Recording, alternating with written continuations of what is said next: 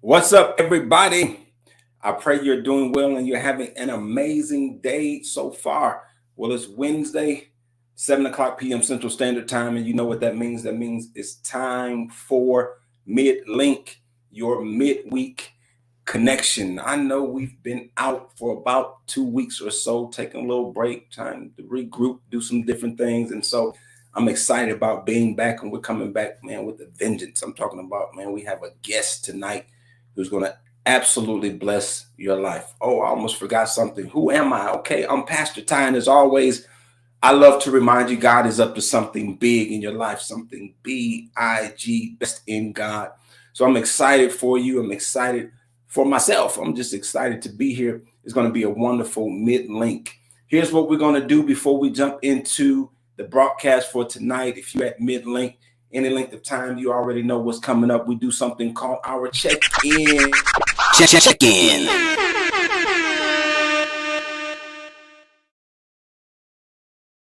Check-in is real simple. It's just saying, hello, how you doing? What's going on? Good evening. Putting something in the comment section, emojis, thumbs up, something. Let us know that you are with us. Even if you're watching this by way of replay, we want to know that you are here, we're here. And we just want you to say what's going on. Say hello. Hey, man, Uncle Sam, what's going on, man? Good to see you on. Blessings to you. Thank you for being on with us. Africa Bell, thank you so much for being here. It's a blessing to see you on as well.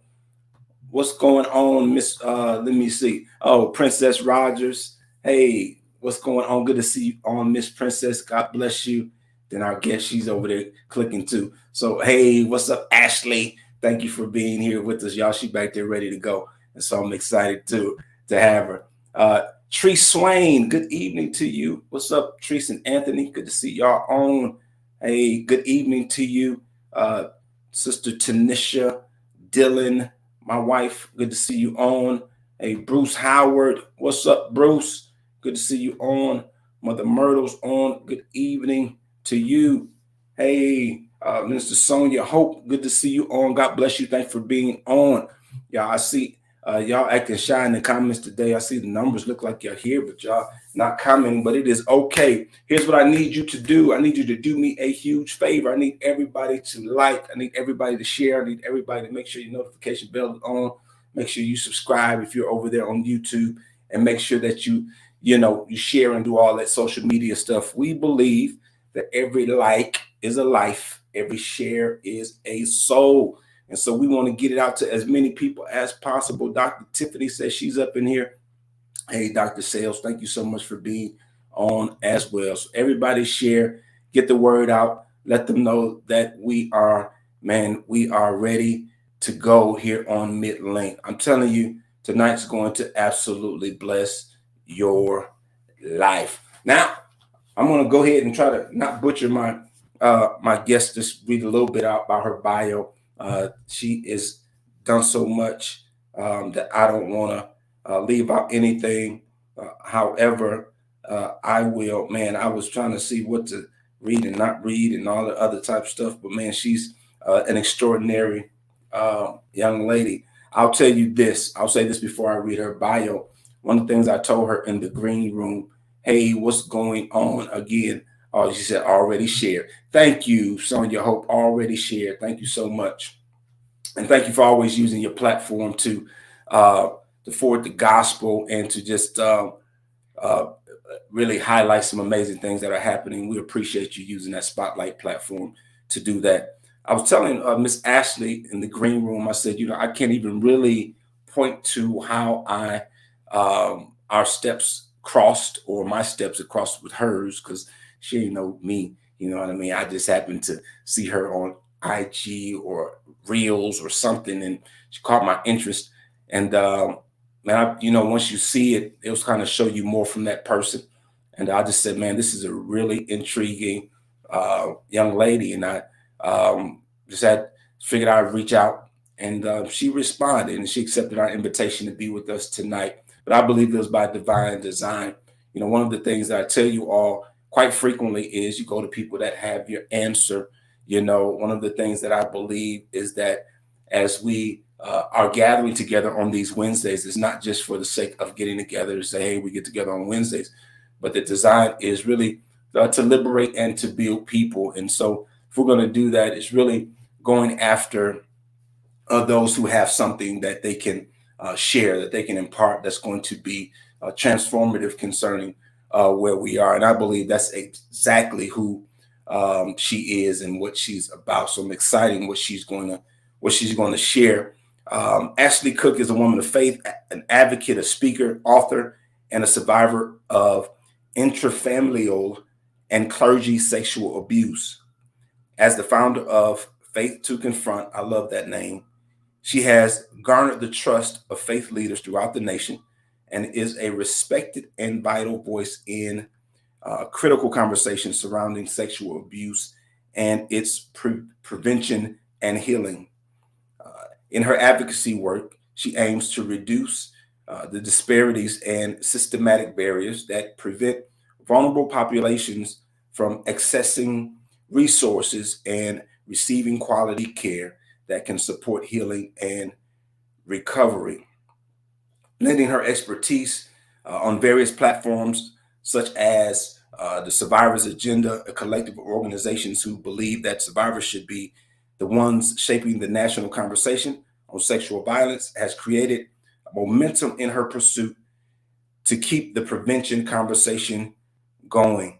She has amazing certifications. She has some amazing recognitions and things from Performing Arts, Cincinnati School of Creative and Performing Arts, Xavier University, Kent State, Ohio State, Kent State University, I said that, University of Cincinnati, and others. In 2021, Ashley became a founding member of the April 8th World Day, a global day focused on child sexual abuse prevention and healing for victims and their family members. This day was launched with a 2-day symposium at Harvard University, providing participants with a unique opportunity to identify strategies they could implement to prevent child sexual abuse and foster healing for survivors of abuse in their communities.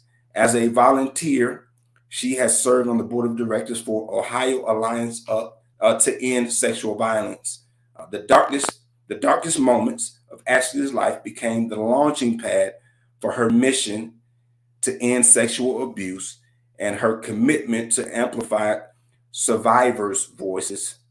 She resides in Dallas, Texas, where she is pursuing her degree in clinical psychology and biblical studies. If MidLinkers, do me a favor and help me, she said, I'm just Ashley, do me a favor and help me welcome the one, the only, Miss Ashley Cook. Hey, Miss Ashley. Hello. That was so long. I'm sorry. No, you're good. I was reading this and I said, I don't know, I don't want to leave out anything because it's all so good. And so I try to abbreviate it, but every time I thought I was going to take something out, it would be like, no, they need to hear that too. They need to hear that too. And so everybody is saying welcome. They're saying welcome. Thank you, Welcome, Miss everyone. Ashley. Let's welcome her like we know how to welcome her. We're glad that she's with us today. Thank you so much for being here. You know, I love that name when you're talking about faith to confront. I think Yes. that is a powerful thing because I just believe you can't conquer what you're not willing to confront. And then also you can't conquer in comfort, and so your journey is descriptive of both of those statements. One of the things that I told you in our time, one of the things that I was sharing when we were in the green room back there, the virtual green room, should I say?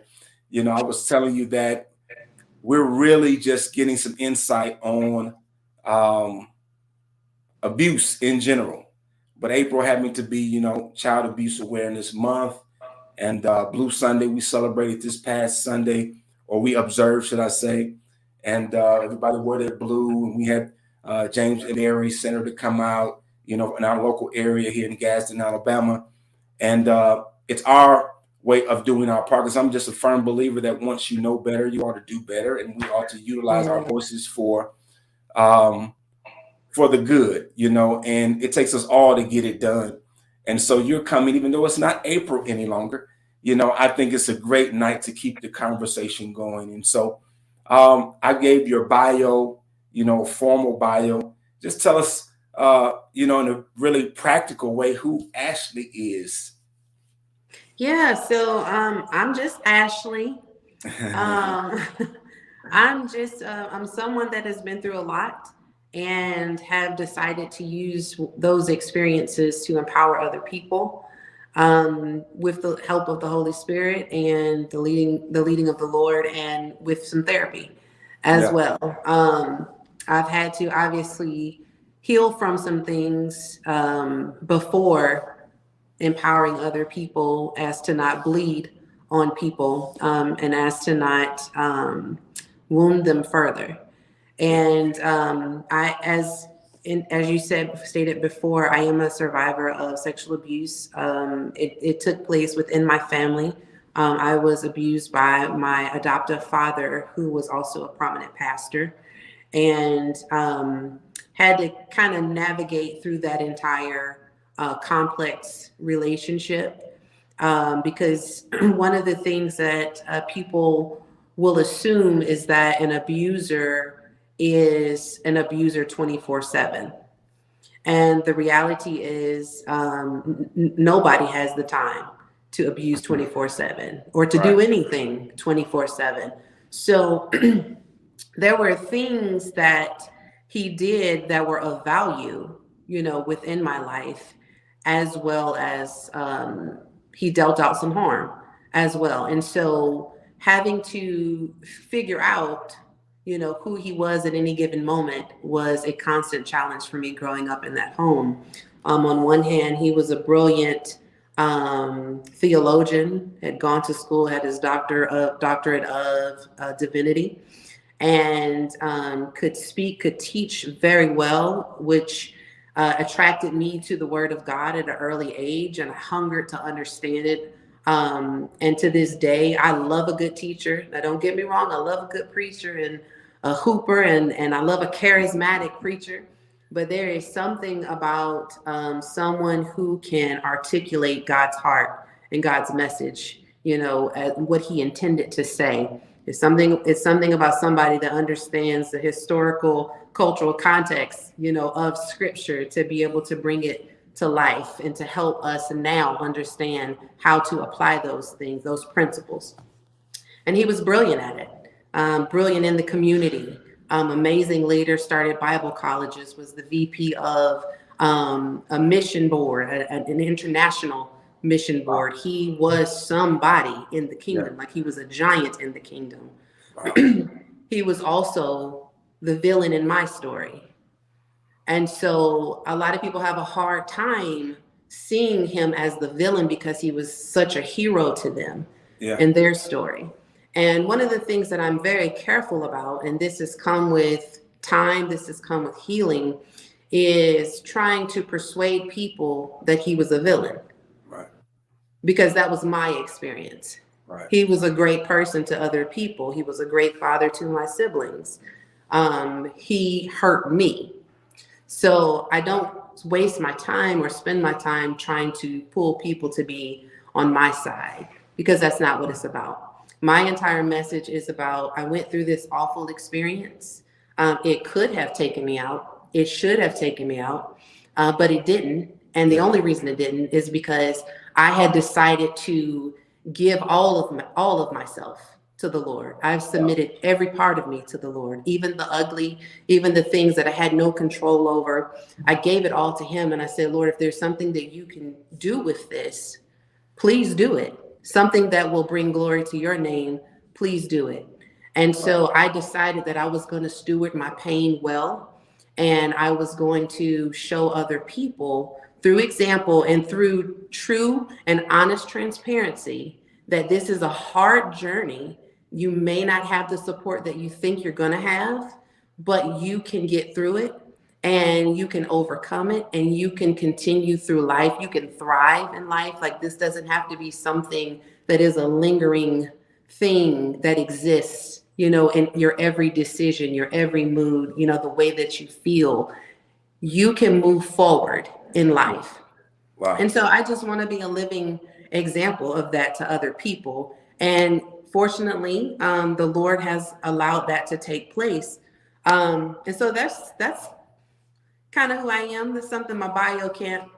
Maybe I need to revamp my bio and fill it with that, because I really think that that's the message. That's really the message. I want people to be encouraged. I want them to find the hope that they don't have, because that's what you go through. That's what you experience in those dark moments. You feel helpless and you feel hopeless. And you can know that God exists. You can know that God loves you. You can know all the things about who God is and how he feels about you, and still have moments where you feel helpless, feel like he's too far away to help you, and feel like you are hopeless and feeling like this is too complicated for God to heal. This is too complicated for God to resolve. You know, Listen, and so you go ahead. you said you needed to put that in your bio, but you know, that last closing in your bio, that was one of the things I said I cannot leave out. When you said the darkest moments of Ashley's life became the launching pad of her mission and to end sexual abuse, so forth and so on, because it's really all the things that were the accolades and the things that were prior to that statement. You know, they're really an offshoot or the offspring of pain. You know, they say your passion comes from your pain. You know, and it's interesting enough that you were describing this duality, you know, in this man who's your father, who's a provider, he's this, that, and the other, he's loved in the community, all this, and then you use this term, but he's my villain. So you have this hero, you have this villain, you have this Dr. Jekyll, Mr. Hyde thing going on, and I would imagine that had to be not just difficult to experience, but it's difficult when it seems like your voice isn't being heard, because certainly what you're saying can't be true.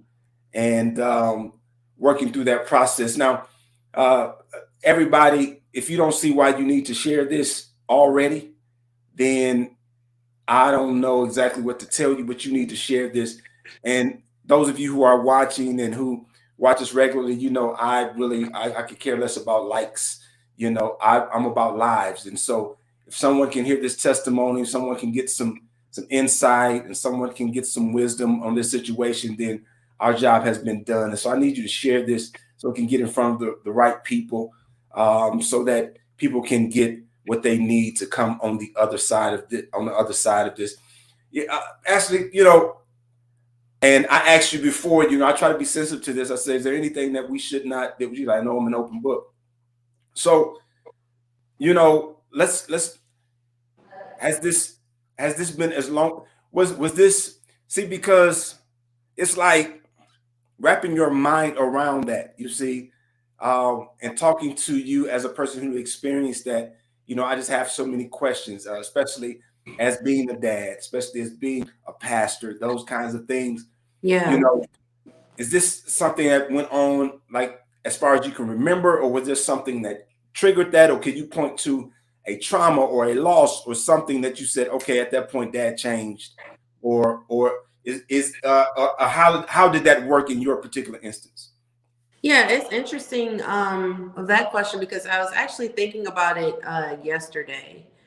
I remember different experiences of abuse. So it wasn't a one-time thing. Now, there are people that experience sexual abuse one time in their life, and it impacts them just as much as someone who has experienced it multiple times. Right. And in my situation, with my adoptive father, that wasn't even my first experience with sexual abuse. My first experience with sexual abuse was in my biological family, amongst my family as well. Wow. And in that situation, I was a smaller child, so I don't remember all the details, but I do remember enough to know that it was sexual abuse. And then there was also documentation from me having to be hospitalized because of the assault. Wow. So and being assaulted by a family member led to me being placed in foster care and removed from my biological family. And going through foster care was another opportunity for abuse to find its way to me, in group homes. And then you're traveling from house to house to house with complete strangers who already have some knowledge of your history. They already know that you have, people like to say that you've been tainted. I don't particularly like that phrase, but they know that you have come from harm already. Yeah. And so it doesn't prevent them from wanting to harm you as well.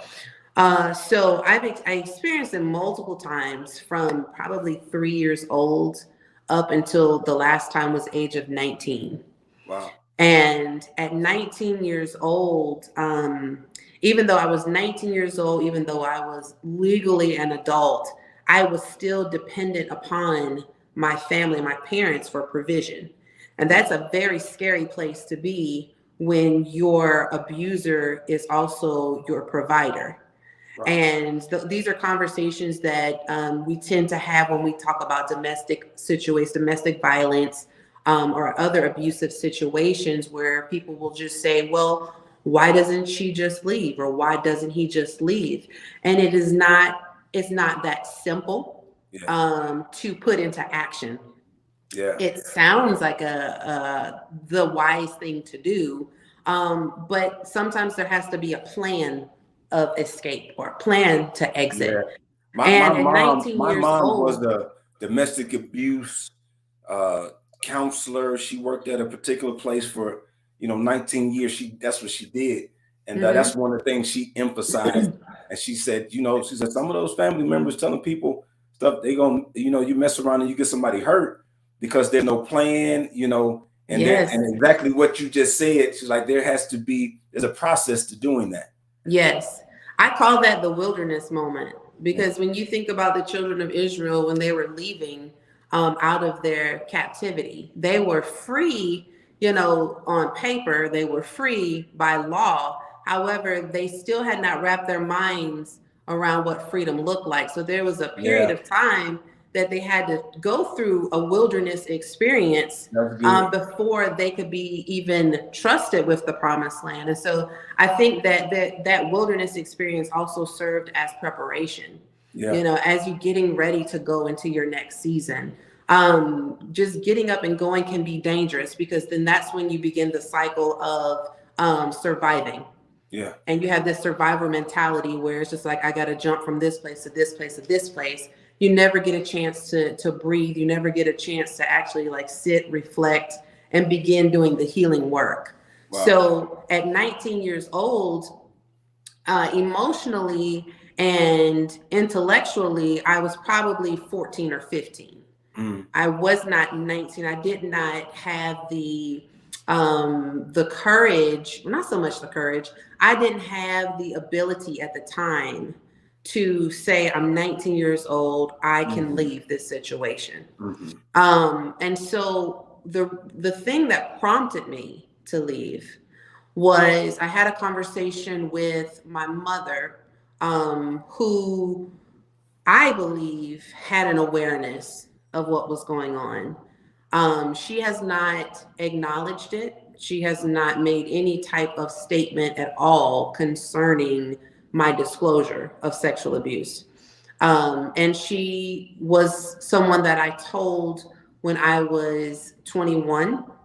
And then I decided at 29 years old that I was going to share it publicly. Not even saying his name, not even insinuating who my abuser was, because that's not what it was about. It was about the message of hope. At 19 years old, before I went to college, my mother told me, if you get pregnant, you cannot live here anymore. Mm. And again, my mentality is 14, 15 years old. So I'm like, that is the only thing that clicks for me as far as a way of escape. Wow. So at 19, I went to college and ended up getting pregnant within the first 3 weeks of school. Wow. I didn't even engage in sex for any other reason besides this is my exit. So I got pregnant. I came back home. I expected her to be who she was. I expected her to commit to her word, and she did. And she said, "Well, you can't stay here." Mm-hmm. And she decided the next morning that she was going to take me to a doctor's appointment to see how far along I was. And I thought, oh, this is a caring mother. Right. You know, but that would have been the first time I would have felt like she was a caring mother. Wow. But what I realized is she wanted to find out how far along I was to see if there was a way to get rid of the child. Wow. So I went to the doctor, found out I was 20 weeks pregnant and that I was having a girl.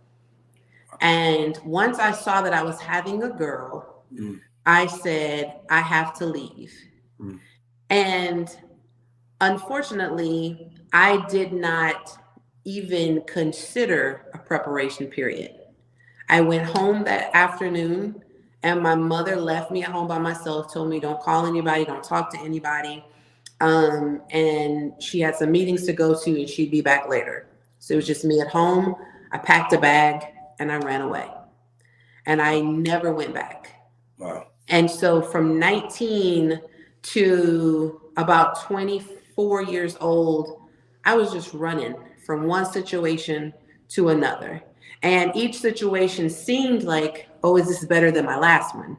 Mm-hmm. This is better than my last one. You know, this is better than my last one. So that was the pattern. And then it came a point where I said, this can't be the pattern either that I teach my daughter. Now, I've never had an example of a good parent. So I'm trying to figure it out. Neither one of my mothers were there. My biological mother was an addict and could not be there for me. My biological father could not be there for me. He was an alcoholic as well. And so going into an adopted situation, my mother was the first lady, and that was more important to her than caring for her daughter. Father wasn't there because ministry was a big part of his life, and that was more important. So I didn't have an example of what a good parent should look like. So I'm trying to figure it out because I don't want to fail this child. I know how to protect her, but I don't know how to do all the other things. I don't even know how to love her appropriately. Wow. Like her love language is physical touch. As you could probably imagine, that's not mine because touch is associated with harm.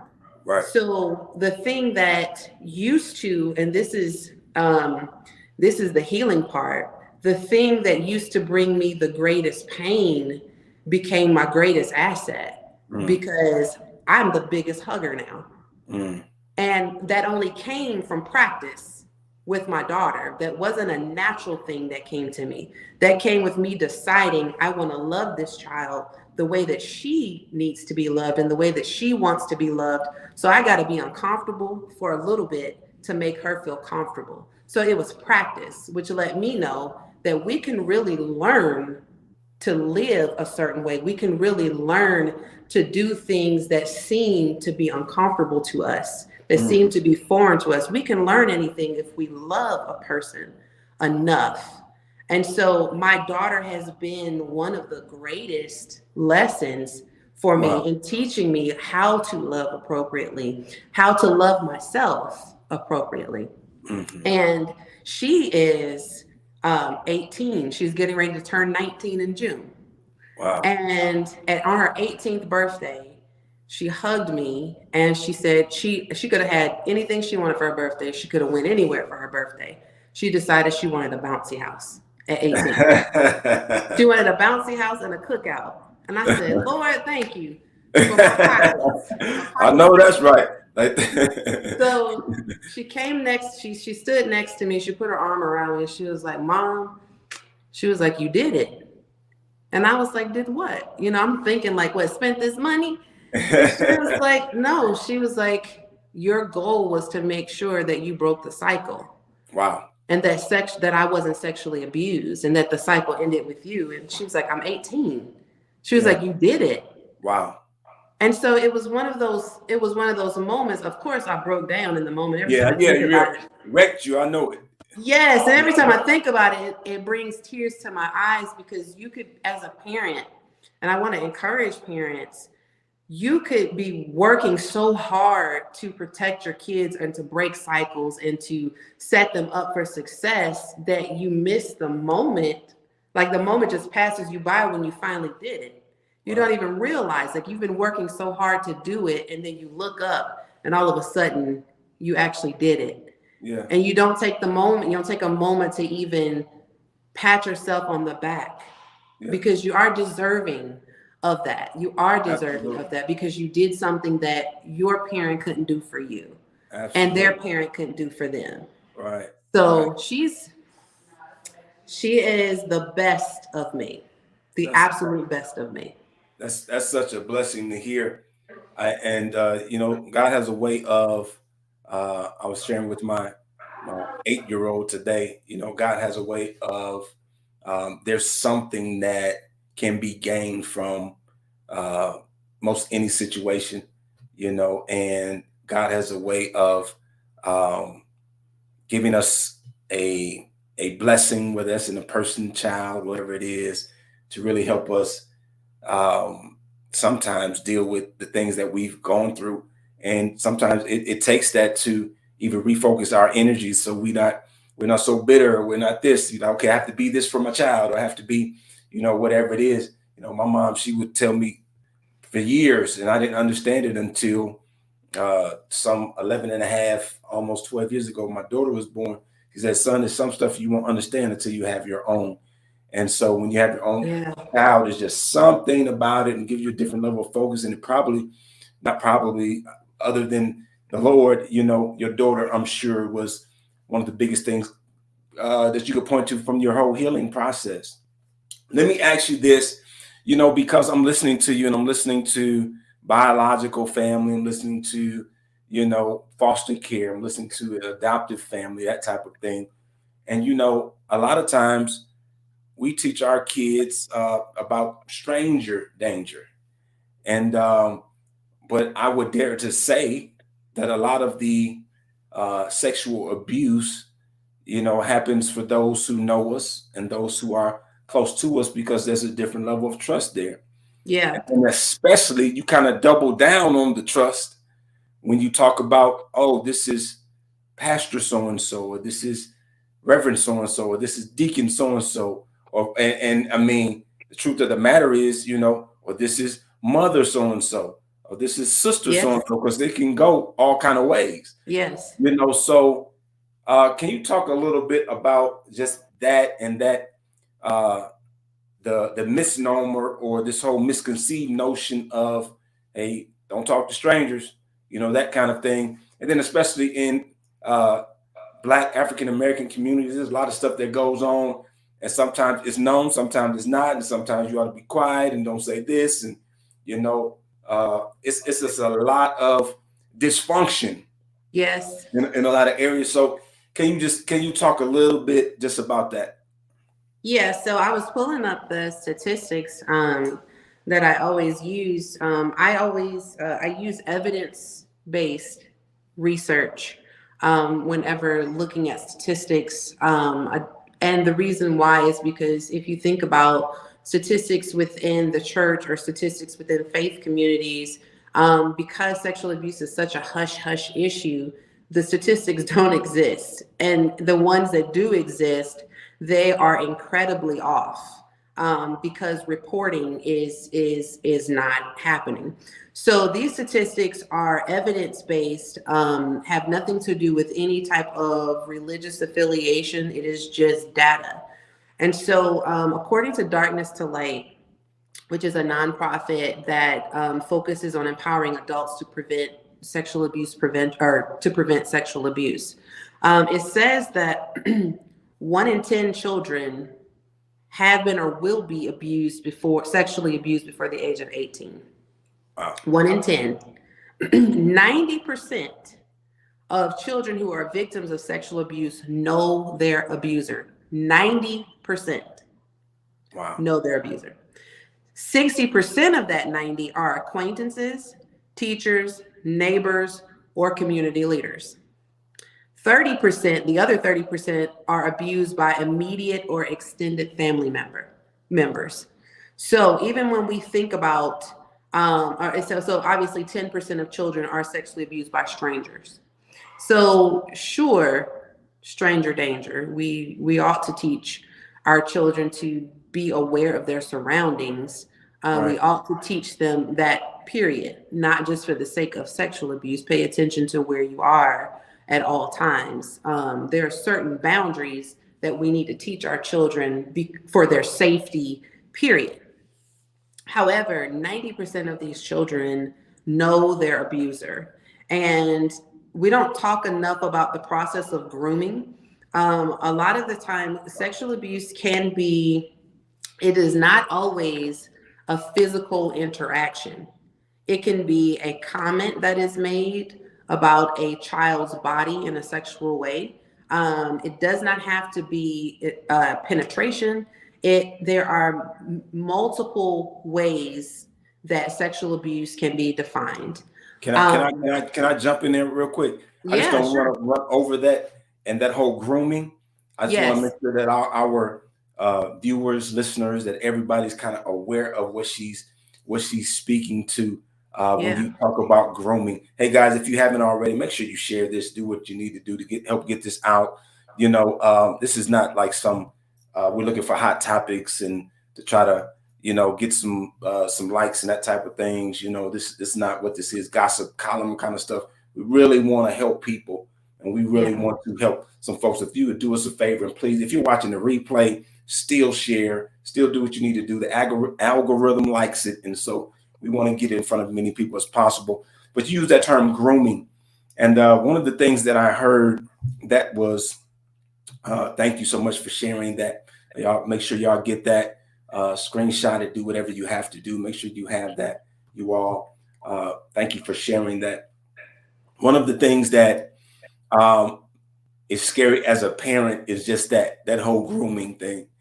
And I saw something one time, and I don't even remember where I saw it, but he was talking about how children can be trained to groom other kids. It was with with human trafficking, sex trafficking. And because the trafficker knows that they are going to be like blatantly out of place, they'll have classmates and they'll have different ones in the neighborhood and that kind of thing to kind of, Mm-hmm. coach the kid and, hey, come by the house or whatever it is, that type of thing. And even went so far as to talk about just the children that they look for, who looks like they may have some financial need or whatever it is, those kinds of things. And man, it just blew my mind that people thought this deep about how they could perform these acts. Yeah. So can you just like spend a little bit of time with that whole grooming? So Yeah. So I just put a link in I put two links. The first one is D2L. That's where we got the statistics from for sexual abuse. And then rain.org, this is going to, there's a variety of information on there's a great resource. But this is going to talk about grooming and knowing the warning signs. So for those who don't know what grooming is a manipulative behavior that an abuser uses to gain access to a potential victim that coerce them to agree to the abuse. And that word agreement, we're going to come back to that. They coerce them to agree to the abuse and reduce the risk of being caught. So grooming is rooted in manipulation. And a lot of the times an abuser, he or she may not have even abused a victim yet, but they are thinking about it. They are considering it. They are attempting to do it. And so a part of the grooming process is let me build trust with this child over time so that this seems like a healthy relationship. It mirrors a big brother, big sister situation, or this mirrors a coach, or this mirrors, somebody seeing that I can't afford my shoes for this sport, or I can't afford my leotard for ballet, or I don't have a way to get to this extracurricular activity, or my mom doesn't have the funds to put me through this program. So here comes someone who fills in the gap. I always refer to to groomers as gap fillers, because that is what they're doing. They're looking for opportunities to fill that gap. They're looking for opportunities to be the hero. And that is unfortunate for the ones that really want to be, helpful to families and to people in their community. But the reality is there is a great number of individuals who are using that as a tactic to attract children. Now, the definition said they coerced them to agree to the abuse. And the word agreement also implies consent. And if we know, consent is such a buzzword, it is something that we hear all the time, but we know by law, children cannot consent to anything. They are not at an age where they have a full understanding of what they are even saying yes to.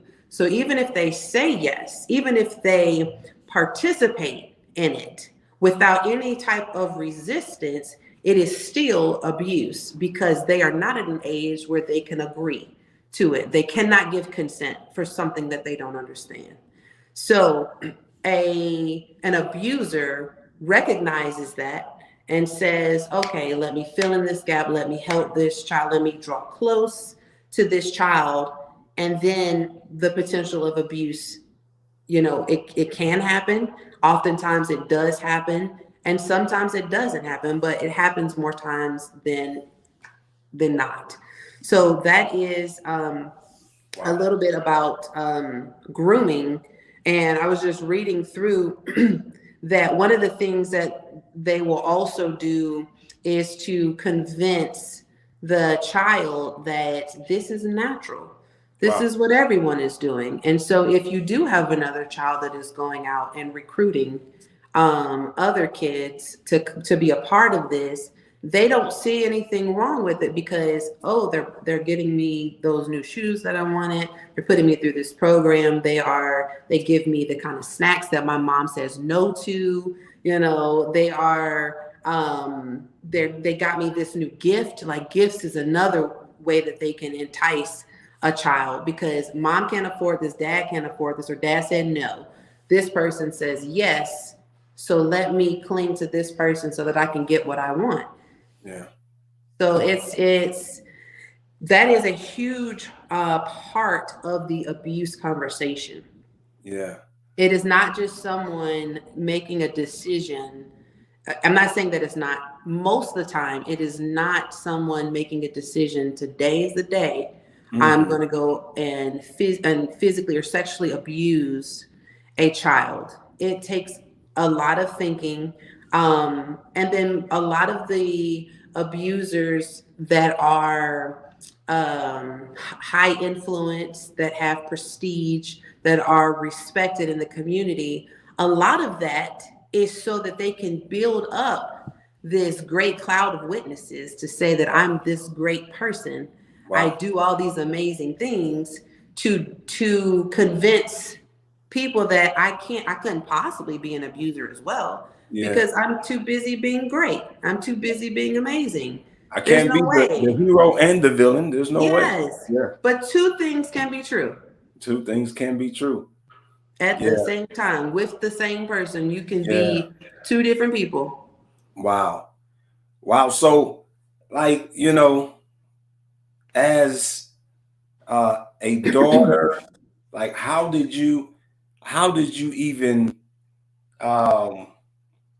compartmentalize, or could you compartmentalize, the behavior of your dad? And I'm asking from I'm talking to you before we went live. We're just talking about flowing in different areas of ministry, and you're telling me about your aspirations from educational standpoint, and even the career and what you desire to do, which is phenomenal. I'm like, how in the world were you able to compartmentalize and contextualize God in that, when you have, this is God's servant, this is God's man, this is, and he's doing such horrific things. How do you keep and protect your faith? Yeah. So that's a good one. And and I've answered it before. But my response has improved as my healing has. Wow. Because I will be honest, it is a complex thing to unpack, and I have compartmentalized it a lot, and I think that I kind of have to, because it is the way that I interact with anybody who does me wrong. I can hate the behavior and the actions without hating the person. And I think that is actually what we're supposed to do as believers. Now, it is not easy to do in action. One of the questions that I had to ask my pastor was, how do I honor a parent who has done dishonorable things? Wow. Because the scripture is clear. There's no prerequisite. There's no additional instructions. It just says, children, obey your parents. And then it says to honor your mother and your father so that your days may be longer. There's nothing else. There's no further instructions besides that. So it's like, I honor them and I respect them if they do this. No, it's clear. And so I asked the question, how do I honor and respect a parent who has done dishonorable things that has brought the worst pain to my life? How do I represent God in that situation? And for me, because I had this warped definition of what respect was, and a warped definition of what honor looked like, because it was taught to me by my father as well. Forgiveness was taught to me by him. And the way that he taught me forgiveness was you continue to treat the person as if they never brought you any harm. And that was manipulative. And I practiced that in other areas of my life, in dating relationships, in friendships, where you brought harm to me. Okay, I forgive you, and we're back like nothing ever happened, so that you can hurt me all over again. Yes. And so it was a cycle that I realized this is dysfunctional. This can't be the forgiveness that my Jesus is talking about. This can't be it. So I had to really do some work there and ask those questions, and not just take it for face value. What does honor look like to a dishonorable parent? And my pastor said, he said, sometimes honor and sometimes respect is a disconnected relationship. Like, sometimes the only thing you can do for a person is pray for them. Only thing you can do is pray that the Lord would change their heart, and actually think and pray for good things to happen to them. Pray favor in their life. And so that's one of the things that I have put into practice, where I always had an estranged relationship since I left home. I established communication with my family again after I left, but it wasn't anything like living with them. It was very awkward. It was me feeling like I was obligated to do this. I was obligated to change my schedule around if you guys decided to come to the area that I was living in at the time. And I felt obligated to meet you, at the restaurant. I felt obligated to try to facilitate a grandmother relationship, when you know good and well I'm not leaving her with you. And it was like, how do I do these things? And so I realized that honor sometimes means that I cannot have a relationship with you. It doesn't mean that I hate you. It just means that in order for me to actually be obedient and respect you, I cannot have a relationship with you. And I don't have any ill feelings towards you. I actually want you to experience the type of healing that I've experienced in my life. Yeah. And one of the things that we don't really talk a lot about is we believe that there is grace and forgiveness just for specific people and for specific offenses. And so, if we really believe that the Lord can heal, we really believe that the Lord can deliver, we really believe that the Lord can change people, why can't we believe that He can do it for the pedophile? Or why can't we believe that He would do it for the abuser? That's right. Now, believing that God can do that, and even seeing that He has done that in the lives of certain people, does not mean that I'm going to exercise ignorance and put myself in a situation where That's correct. you might, go back, because we're all, one decision away from making the wrong choice. So having to compartmentalize who he was, and one of the things that my best friend said to me the other day as we were talking about dating relationships, she just said that what was the word she used? She said, I felt like this was the one. I felt like God was saying that da da da da, like He was the one. And if God knew that He wasn't the one, why did He tell me He was the one? Yeah. And so I told her, I said, well, what I've come to learn about the Lord is that He is all powerful. Yeah. He is all knowing, but He is not controlling. Yeah.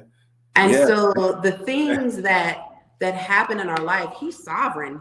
He is aware of them. He was aware of the abuse while it was happening. Right. He saw it as it was happening in real time. And I believe that it broke His heart as it was happening, because I remember one of the main reason why I got saved, and I do air quotes, is because I don't know that it was actual salvation the first time. It was more manipulative. I said, Lord, if you rescue me from this, I will give my life to you. I'll give my life to you, yeah. It has stipulations. You cut that deal. You cut that deal. Yes. And I prayed that prayer at 14 years old. Wow. Now, I had been in church for a long time, and I knew who God was. I knew He existed. I felt like I had a relationship with Him, but I had never gone up to the altar. I never prayed the prayer. And at 14, I said, God, I need you to rescue me. So I'm going to give my life to you, because it seems like I've done something wrong to deserve this. It seems like, I don't know what it is that I've done to deserve this. So I'm going to submit my life to you so that you can intervene. And that was at 14. Wow. He did not intervene. He did not swoop in like I imagined in my head. The abuse continued until I was 19. Wow. And I can't lie and say that there weren't times where I said, oh, okay, you don't love me. Yeah. You don't care about me. Because if you did, you wouldn't have allowed this to happen. Wow. I've said those things. Yeah. And in the next breath, even apologizes, but like, that's just how I feel right now. I know you're real. I know, like, there is something in me that knows, like, my faith will just not, it won't allow me to curse God and believe that He does not care about me. Yeah. And now I can only say that from 10 years on the other side of disclosure. Yeah. I can say that with confidence now because I'm seeing what He's doing with that pain. Yeah. Now, I know that God He doesn't use sexual abuse to teach anybody a lesson. He doesn't use sexual abuse to create purpose in your life. There are things that happen within our life that humans do to us. That's right. Because God is not controlling. This is the life that we have to live. We got to walk this thing out. So our decisions matter. How we treat other people, how we handle other people. Yes. That's our decision to make. That's correct. And so this man decided many times that he was going to do something harmful. He made a decision. And because he made his decision, I had to make a decision. I was forced to make a decision. Am I going to remain a victim? Because I mean, I could, understandably, I could just remain a victim and just be down, be sad, be hurt. I could sit in it because it was that hurtful for a very long time. But it was a decision that I made, and a lot of the times, us getting unstuck or us getting to the next place in life, even if that next place is not 100% healed, it is a step towards it, and it starts with one decision. One decision. So you have to. You got to make a decision about what you're going to do with it, because you can't go back in time and stop it from happening. It's already happened. So what are you going to do with it? Are you going to steward that pain and help other people heal from it? Or are you don't even have to do that, because that's not even your responsibility, to be honest with you, as a survivor. You don't have to take what you've experienced and share it with other people. You should testify, but you don't have to make a living off of it. You don't have to let that be what you do for the rest of your life. Right. Or you could decide that I'm going to live the life that God always intended for me to live. So it's one decision that you have to make. You can't control. I believe that. You know, you said something about treating people and our right to choose. One thing that I consistently say is that one of the things that we have complete and total control over, one of them for sure, is how we treat people. And that's the decision we make, you know, and nobody can make you mad. They can provide an opportunity for you to engage in a certain way, but how you treat people is a decision that's up to you. And I believe exactly what you're saying, the power to choose. You know, we ain't gonna give you a sermon, but you can go back and look in Genesis and see where they lost it. You know, you can see the breath of life is breathed into Adam, and you can see, like, it don't come no closer to God than that, you know, and yet his power to choose, you know, their power to choose is the thing that sent everything haywire. So, you know, you can have anointing on your life, grace on your life, the call, the whatever, mission, vision, whatever you have, man, that power to choose. You're free moral agents, and you have the right to choose. Yes. I said before you, life and death. You know, he gives us a hint: choose life. You know, and so that you and your seed may live. So that choice is such a powerful thing. You know, there's so much that you said, and I'm listening to you, and I'm hearing this in my mind, and you're saying, I got to be doing something wrong, you know, and rightfully so. You're thinking this, you know, this is happening to me from 3 years old. You know, okay, it's got to be me. I must be attracting this. This must be something that I'm doing wrong, or am I doing this? What's going on? Am I, you know, whatever it is. And, you know, to come to that realization that, okay, I'm going to give my life to the Lord. I'm going to ride this thing out. And even though God didn't come in and kind of kick in the door, you know, it was like, okay, I'm going to decide that, okay, enough is enough. It's over, you know, that kind of thing. And I'm going to live by that decision. Our time is rolling. I mean, we just have, so it just happens that way. But here's what I would like you to do. I don't want you to leave without kind of giving us some whatever you want to share from two perspectives. I want you to talk from the perspective of the person who's been on the side of being abused, because I believe there's people who are listening and who may have been abused, and maybe no one knows but them and God, or the abuser, and they haven't had that same, they haven't come to that same realization where I'm ready to speak out, whatever it is. I mean, they maybe, you know, have gone up in age, but you said something at the beginning of this broadcast. I needed to get whole and get healed, so I'm not bleeding all over the place. And so I believe some people have learned, they're like that woman with the issue of blood. They're bleeding and bleeding. They're just patching, and or maybe they don't even know how to get whole or how to Yeah. get healed. And I tried alcohol, drugs, I tried, okay, sex or whatever it is, you know what I mean? And I saw a stat one time that said that 85, 90% of those who are in the sex industry were abused.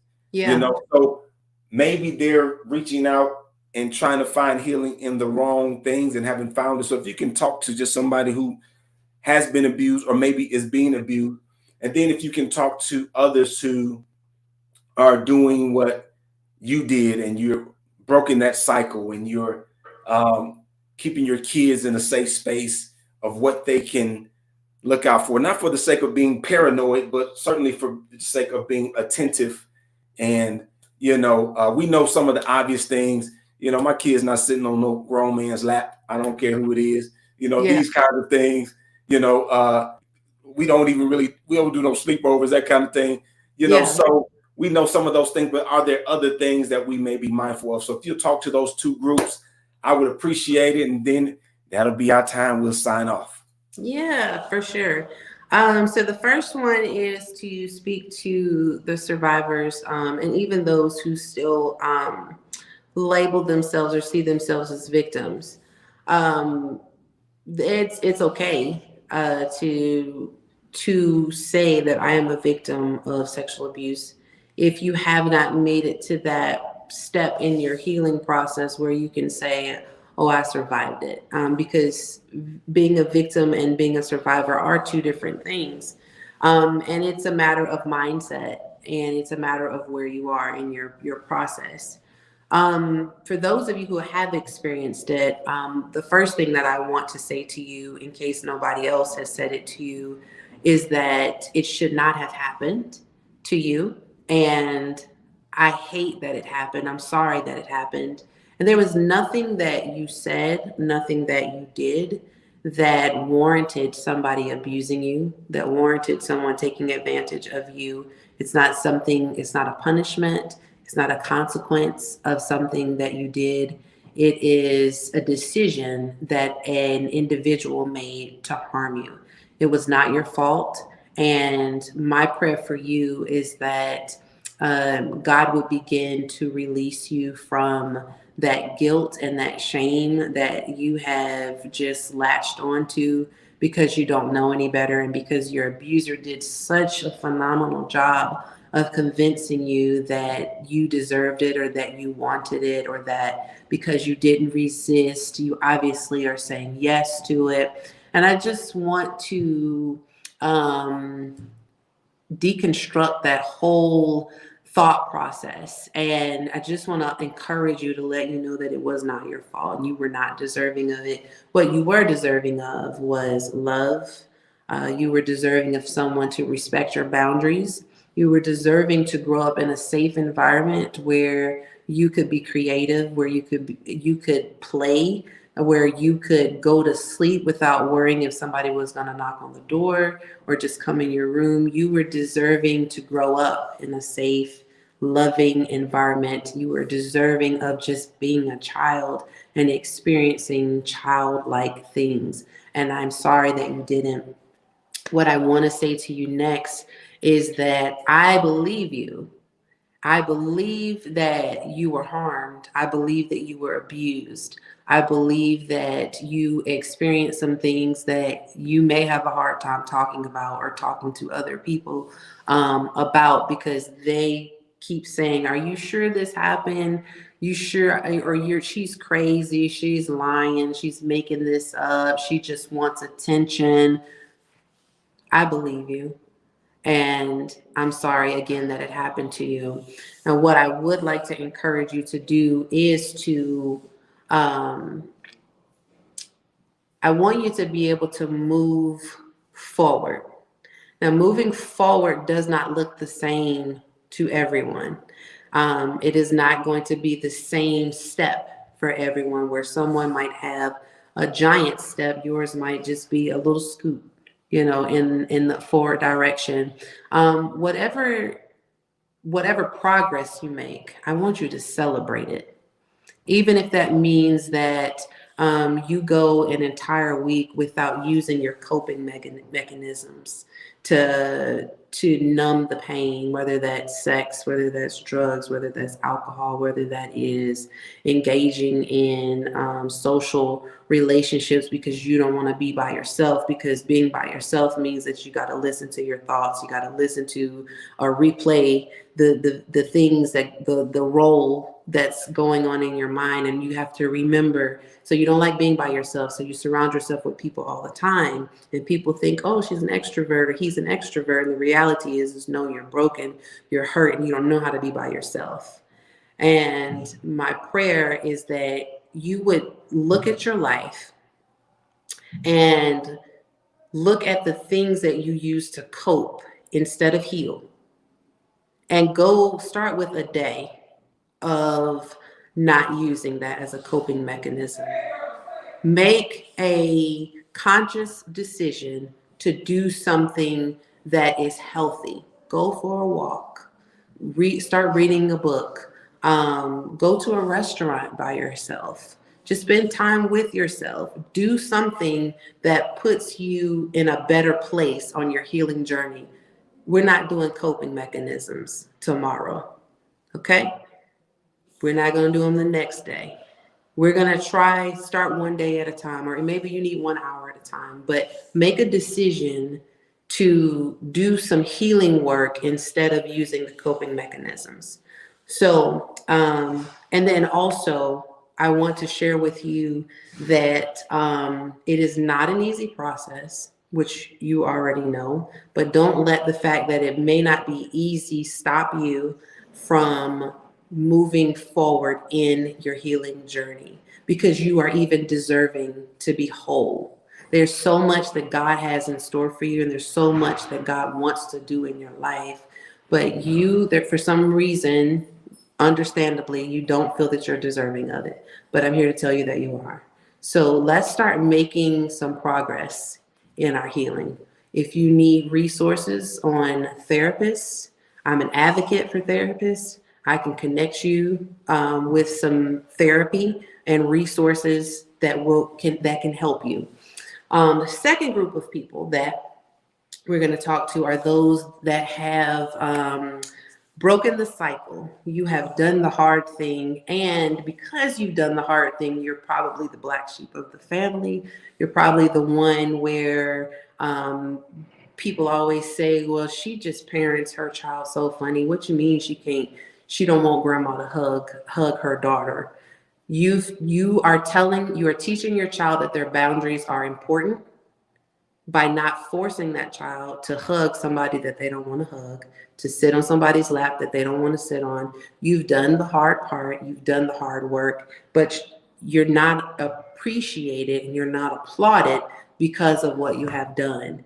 And for that, I want to apologize, and I want to celebrate you, because you have done something that will change the trajectory of your child's life. You have given them a future that may have looked different had you not intervened, had you not taken the situation by control and said, nope, not my child. And so I want to pat you on the back, and I want to celebrate you. If I could throw a party for you, I would, because you're deserving of it. I actually am going to throw a party for survivors and all those cycle breakers as well next year in April, and I'll tell you about it. But kudos to you. And I want to challenge you to continue to make the good choices for your child. And I want to forewarn you that if you are the one that was rejected by your family, that is the black sheep of the family, just know that your child also sees that. And you may not realize it, but your child may be experiencing some residual rejection. That they're receiving the rejection by default because you're rejected. And so in order to address that, you want to make sure that you are surrounding yourself with community, healthy community. Family may not always be family and like they're supposed to be, and then that's on them.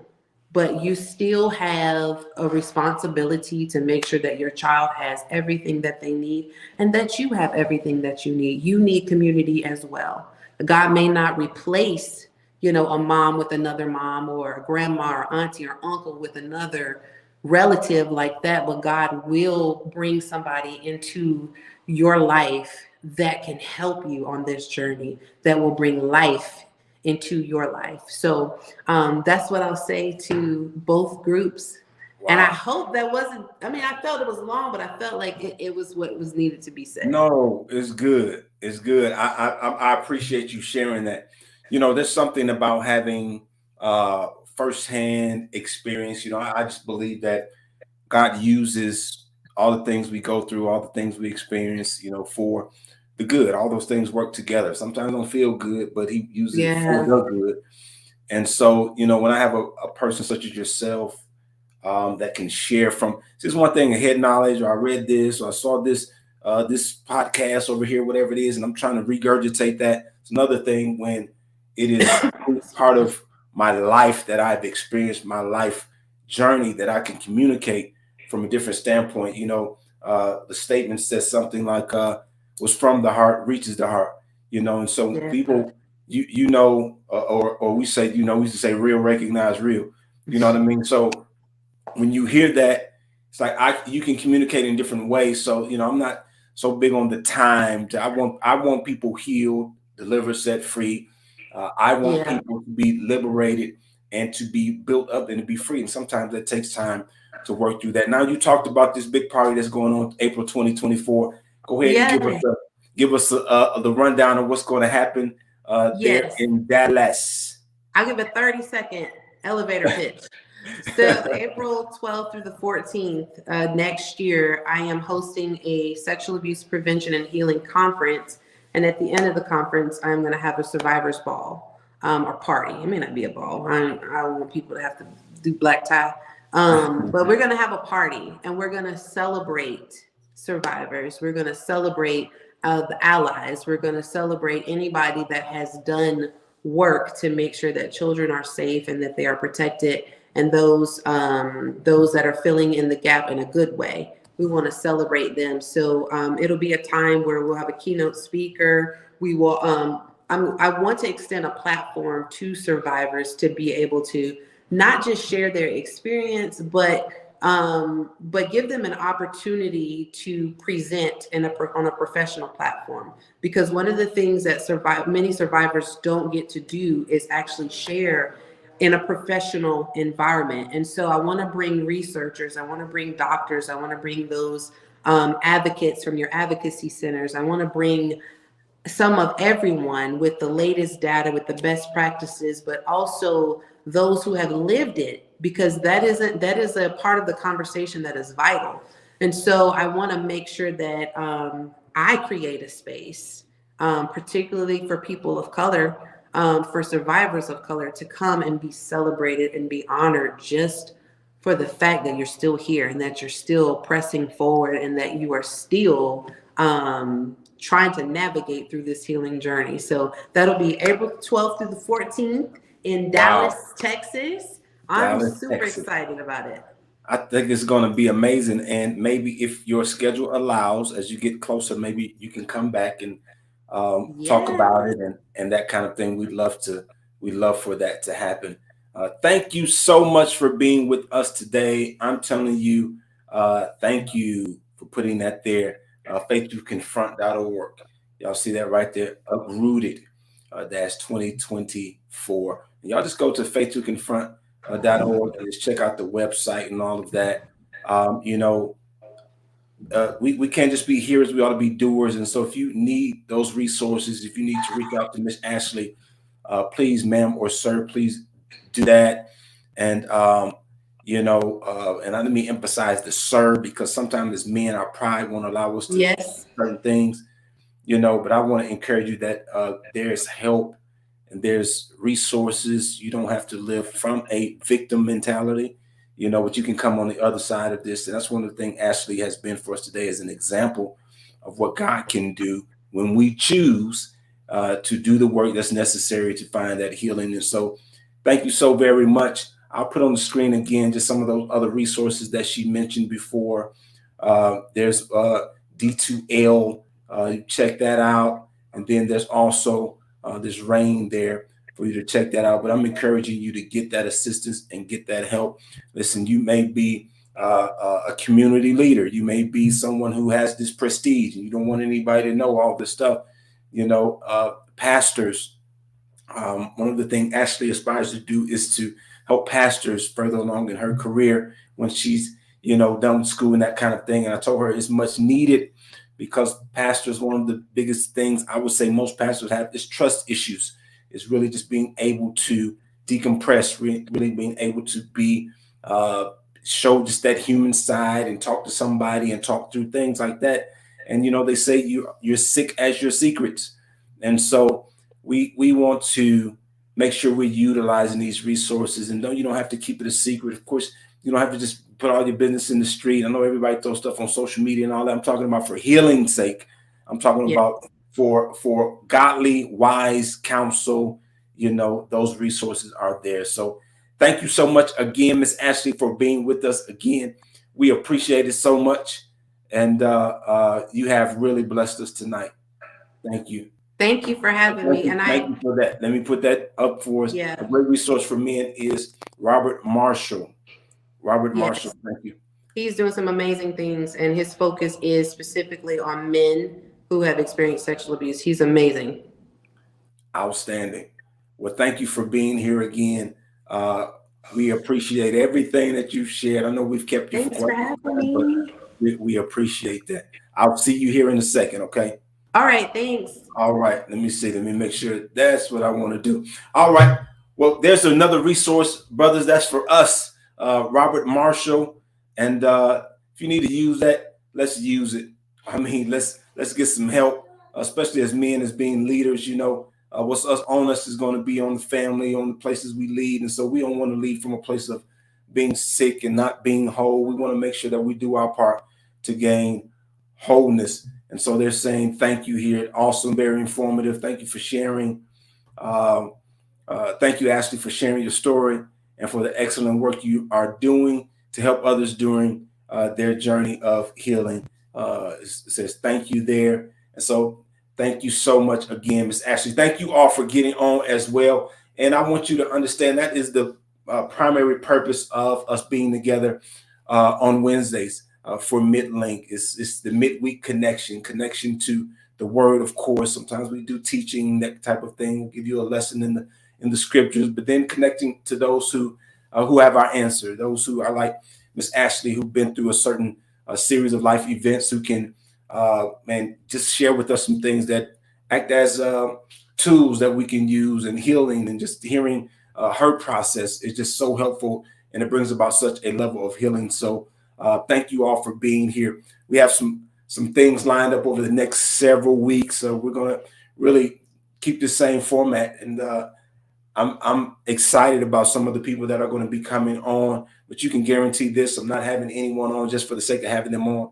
Anyone that's coming on, I believe they really have something to say, something to share, and that they're going to be a part of us being all that God has purposed and planned for us to be. And so that's our time for today. Again, we're here Wednesdays, 7:00 p.m. Central Standard Time. Every Wednesday, we'd love for you to be a part. If you didn't already, or you got on late, make sure you like and you share and you do all that stuff. Make sure your notification bell is on. Make sure that you have subscribed to the channel, simply so that you don't miss anything that's happening right here. I guarantee you will not regret it. So thank you again to our guest, Ashley Cook from Faith to Confront. We thank her for being with us, and thank you for being with us as well. I can't wait to see you on next week. I say, may the Lord bless you and bless you indeed. May he enlarge your territory. May his hand be on you and with you and keep you from evil. That is our prayer. We will talk to you all real soon, everybody. Be blessed.